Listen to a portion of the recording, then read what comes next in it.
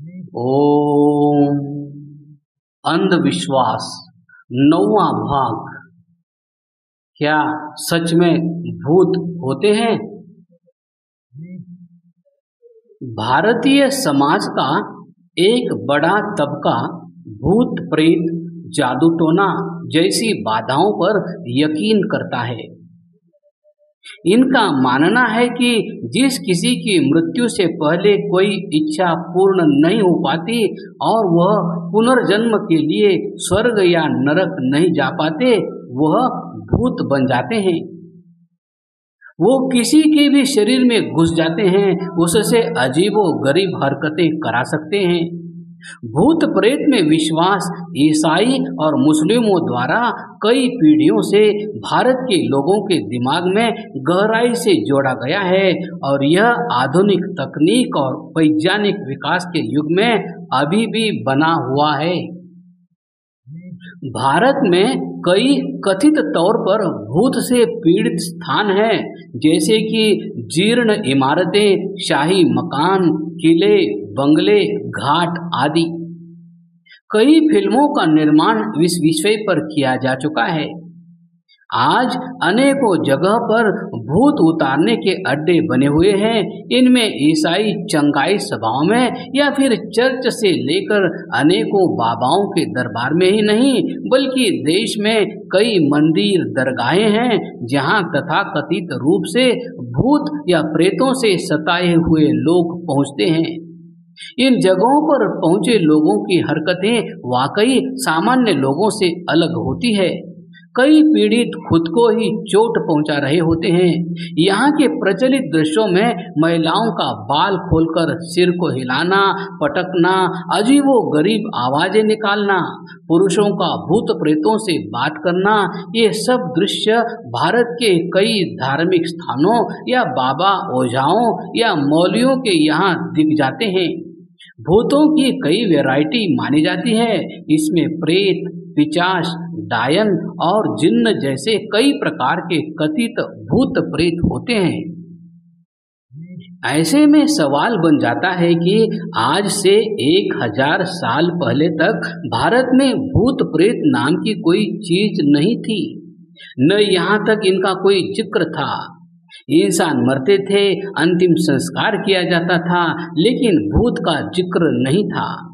हाँ, कुछ लोगों ने बाद में इंसान के मरने के बाद भटकती आत्माओं के कंसेप्ट को जरूर घड़ लिया था, लेकिन उनके अनुसार मृतक का परिवार उन्हें मोटी रकम या सामान देकर अगर दान कर दे तो वे आत्माएं वापस लौट जाती थी। इसमें दो चीजें नोट करने की है कि अशिक्षित लोगों को पहले आत्मा के भटकने की कल्पना के सिद्धांत से डराया गया, फिर उसका निवारण बताया गया, किंतु यहाँ तक भूत प्रेत का भारतीय समाज में कोई नाम नहीं था। भूत प्रेत का कारोबार कितना बड़ा बन चुका है। 1 जनवरी 2023 की हिंदुस्तान समाचार पत्र की खबर थी कि भूत प्रेत भगाने के नाम पर एक बंगाली बाबा ने परिवार को झांसा देकर 22 लाख रुपए ठग लिए। इस एक खबर से अंधविश्वास और कारोबार दोनों समझे जा सकते हैं, क्योंकि ये 22 लाख इस कारण नहीं ठगे कि बंगाली बाबा ठग था, शायद इस कारण भी ठगे गए कि परिवार भूत प्रेत पर विश्वास करता था। आज भी बहुत लोग करते हैं। इस कारण देश में कृषि को पछाड़कर बाद में भूत प्रेत के अंधविश्वास का कारोबार हजारों करोड़ का बन चुका है। इसमें किसी डिग्री की जरूरत नहीं, बस कोई इस काल्पनिक चीजों के नाम पर इस धंधे का आरंभ कर सकता है। कई लोगों का मानना है कि राजस्थान के दौसा स्थित मेहंदीपुर बालाजी के मंदिर में जाने से अच्छे अच्छे भूत भाग जाते हैं, लेकिन इस मंदिर की भूत भगाने की कहानी आप हिंदी साहित्य के प्रसिद्ध लेखक आचार्य चतुरसेन शास्त्री जी की पुस्तक गोली में विस्तार से पढ़ सकते हैं। पुस्तक में बताया गया है कि कभी के जमाने में राजाओं का एक कारागार था, जिसमें बूढ़ी विक्षिप्त मल से निकाली गई उन दासियों को यहाँ रखा जाता था जो असामान्य हरकतें किया करती थी। देश की आज़ादी के बाद कैसे ये एक भूत भगाने का केंद्र बना, सब कुछ पुस्तक में विस्तार से दिया गया है। भूत को लेकर मनोविज्ञान क्या कहता है? दरअसल यह सिर्फ एक मनोवैज्ञानिक घटना ही होती है। कई बार मानसिक उलझनों और बीमारियों को ये समझ लिया जाता है कि कोई आत्मा या भूत प्रेत ने वश में कर लिया है। इनके बारे में कोई फैसला करना बहुत मुश्किल होता है जब तक कि वहाँ कोई ऐसा व्यक्ति न हो जो इन चीज़ों के बारे में जागरूक हो। दूसरी बात, इंसान कोई मशीन नहीं है जिसकी मरम्मत की जा सके।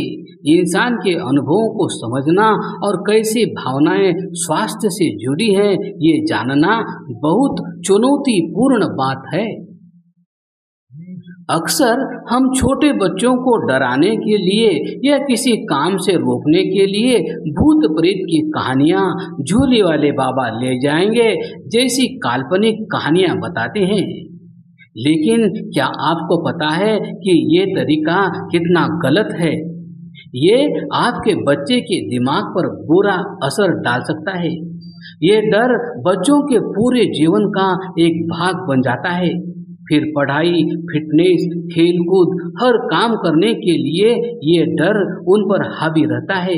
ये थोड़े समय का डर उनके भविष्य में उनको लंबे समय तक के आत्मविश्वास को भी कम कर सकता है। जैसे उदाहरण के लिए 16 साल का विनीत रात में अकेले छत पर नहीं जाता क्योंकि बचपन से उसकी माँ ने उसे ये कहकर डराया कि उड़न तस्तरी उसे लेकर चली जाएगी, मुंह नोचवा आ जाएगा।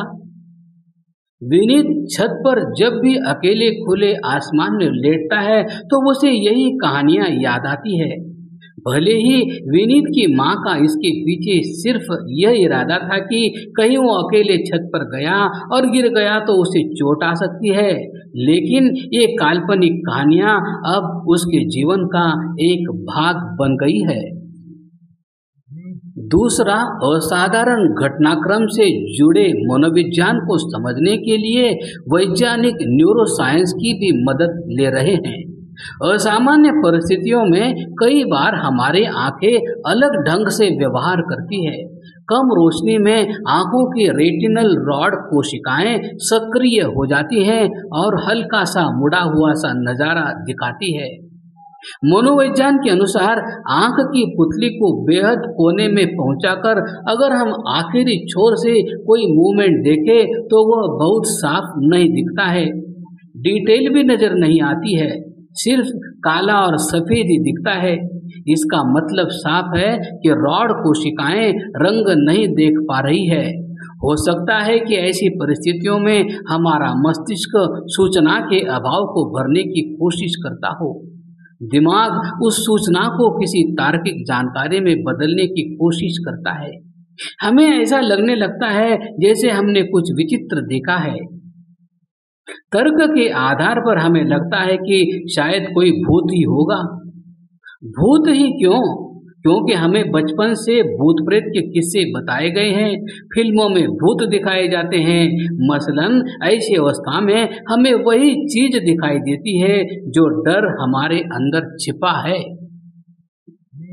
ऐसे भले ही कुछ पलों के लिए होता हो, लेकिन इसके बाद इंसान के भीतर हलचल शुरू हो जाती है। सांस तेज चलने लगती है, धड़कन तेज हो जाती है, शरीर बेहद चौकन्ना हो जाता है। कुछ लोगों को बहुत ज़्यादा डर लगता है और कुछ को बहुत कम। वैज्ञानिक इसके लिए मस्तिष्क में मौजूद न्यूरोट्रांसमीटरों को जिम्मेदार ठहराते हैं। वैज्ञानिकों के मुताबिक जिस तरह हर व्यक्ति में भावनाओं का स्तर अलग अलग होता है, वैसा ही डर के मामले में भी होता है। दरअसल डरावने माहौल में कुछ लोगों के मस्तिष्क में डोपामिन का रिसाव होने लगता है। इसके चलते उन्हें मजा आने लगता है, जबकि बाकी लोग बुरी तरह डर रहे होते हैं। वैज्ञानिकों के मुताबिक बचपन में खराब अनुभवों का भी डर से सीधा संबंध है। अक्सर भूतिया कहानियां सुनने वालों या हॉरर फिल्में देखने वाले लोगों के जहन में ऐसी यादें बस जाती हैं, और जब भी कोई असाधारण वाकया होता है तो ये स्मृतियां कूदने लगती है। जब हम कोई पुरानी जर्जर इमारत देखते हैं जहां अंधेरा हो, आसपास कोई आबादी न हो, तो हमें भय का एहसास होने लगता है। वैज्ञानिकों के मुताबिक ज्यादातर हॉरर फिल्मों में ऐसी इमारतों को भूतिया बिल्डिंग के रूप में पेश किया गया। यह जानकारी हमारे मस्तिष्क में बैठ चुकी है। ऐसी इमारत देखते ही हमारा मस्तिष्क हॉरर फिल्मों की स्मृति सामने रख देता है। डर पैदा कर मस्तिष्क ये चेतावनी देता है कि इस जगह खतरा है, जान बचाने के लिए यहाँ से दूर जाना चाहिए। इसके बाद धड़कन तेज हो जाती है और पूरा बदन फटाक से भागने या किसी संकट का सामना करने के लिए तैयार हो जाता है। यह सब कुछ बहुत ही सूक्ष्म मनोवैज्ञानिक स्तर पर होता है। मनोवैज्ञानिक कहते हैं कि किसी शख्स से इतना भर कह दीजिए कि यह इमारत भूतिया है, तो उसके भीतर एक अजीब सी भावना फैलने लगेगी।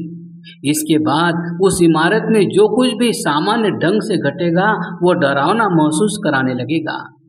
लेकिन क्या भूत होते हैं? इसके जवाब में मनोवैज्ञानिक कहते हैं, कल्पना और भूतों पर विश्वास या विचित्र परिस्थितियां, इनके संयोग से ऐसा आभास होता है कि जैसे हमारा अलावा कोई और भी है, जबकि असल में कोई और होता ही नहीं है।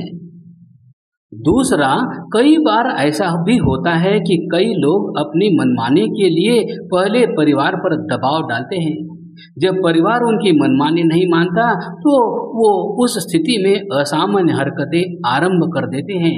यानी परिवार का जो सदस्य अभी तक सामान्य था, वो अचानक असामान्य होने पर परिवार चिंतित होता है। तब कोई खबर दे कि ये किसी भूत की चपेट में है तो परिवार विश्वास कर लेता है।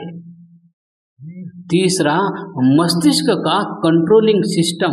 इसे आप ऐसे समझ सकते हैं कि जब आप किसी भारी सामान को उठाते हैं तो एक लिमिट के बाद मस्तिष्क शरीर को बता देता है कि इससे अधिक बल लगाने पर शरीर में कुछ व्याधि हो सकती है।